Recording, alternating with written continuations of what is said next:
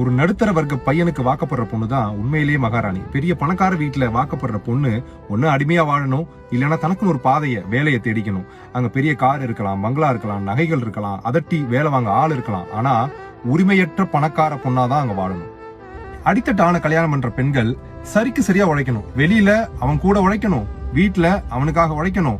ஒருவேளை குடிகாரனா இருந்தா அவனுக்கும் சேர்த்து குடும்பத்துக்கும் சேர்த்து உழைக்கணும். இங்க அதிகாரம் மிக்க அடிமைகளா தான் பெண்கள் இருக்காங்க.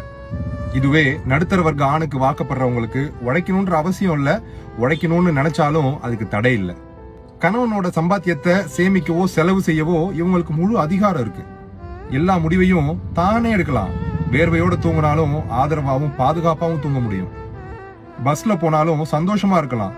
கடன் வாங்கி குடும்பம் நடத்தினாலும் உனக்கு நான் எனக்கு நீன்னு ஆதரவா தோல் சாயறதுக்கு நமக்குன்னு ஒரு தோல் இருக்கும்.